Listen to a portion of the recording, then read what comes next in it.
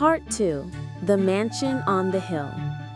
The sun was just beginning to dip behind the trees when Leo, Sophie, Max, Ella, and Noodle met at the end of Maplewood Lane.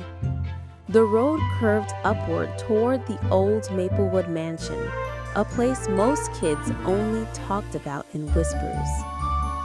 "Last chance to back out," Leo said, gripping his flashlight like a sword.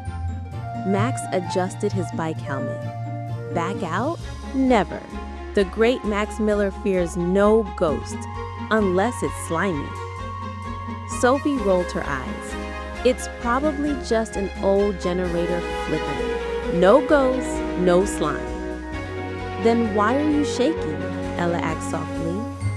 I'm not shaking, Sophie said quickly.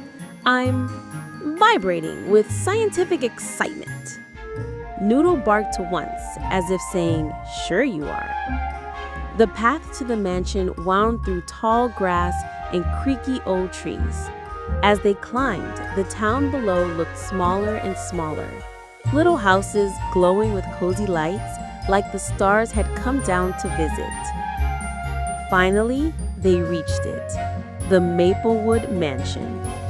It stood tall and crooked at the top of the hill, its windows like dark eyes, its paint peeling in long, tired strips.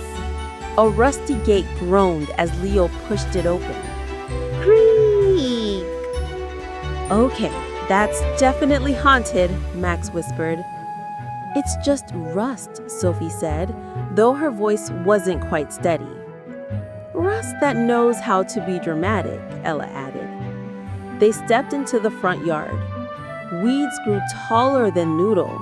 A broken fountain in the middle had a stone angel whose face was cracked in half. The air smelled like dust and mystery. Leo led the way up the creaking porch steps. Stick close, he whispered. Too close, said Max, bumping into Sophie. Ouch! Your backpack is like a brick wall. It's full of useful equipment, Sophie said, opening it proudly.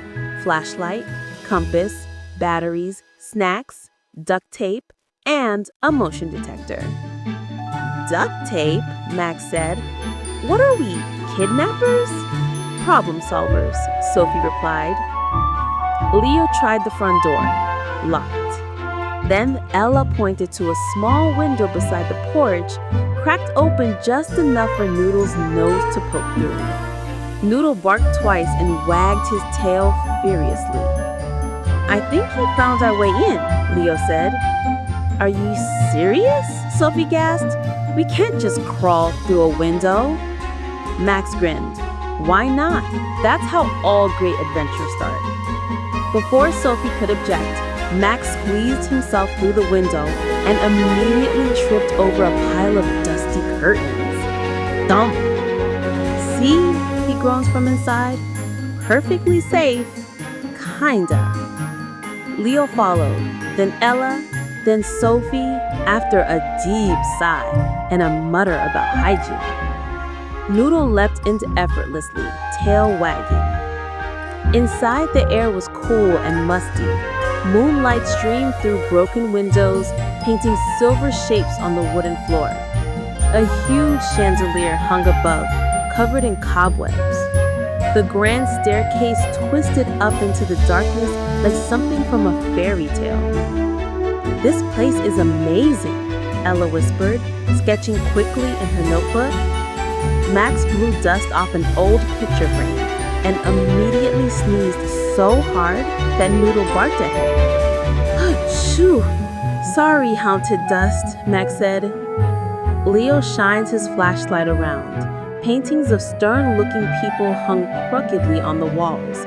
One of them had eyes that seemed to follow them. Sophie leaned closer. They don't really move. It's an optical illusion. When just then, the painting slipped off the nail and crashed to the floor. They all screamed. Even Noodle jumped and barked. When the echo finally faded, Leo chuckled nervously. Well, that's one way to say hello. Sophie frowned. The frame was loose. Gravity, not ghosts. Ghost gravity, Max muttered. Is that a scientific term? Ella asked. No, and it never will be. They moved deeper into the mansion. The long hallway was lined with doors, each one slightly open as if inviting them in. Leo stopped at the first. Ready? Depends. Ready for what? For anything, Leo said, pushing the door open. Inside was a dining room frozen in time. A dusty table stood in the middle with old plates, melted candle stubs, and what looked like a half-finished puzzle. A thin layer of dust covered everything except for a small spot. Perfectly clean, like someone had touched it recently. That's weird, Ella said. Sophie took out her motion detector. It beeped softly. Something moved in here recently, she whispered. Recently, like today? Max asked. Maybe. Or maybe it's just picking up heat from... A loud clang cut her off. They froze. Noodle's ears perked up, tail stiff. The sound came from below them, the basement. Leo grinned. Mystery confirmed. Sophie groaned.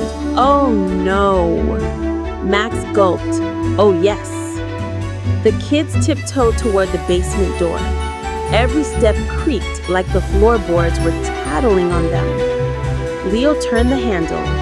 It squeaked open, revealing a staircase disappearing into darkness. Ladies first, Max whispered. Sophie crossed her arms. Nice try. Fine, Leo said bravely. Detectives go first. He clicked on his flashlight and started down. The air grew cooler, damper. The steps were covered in dust, except for a few footprints.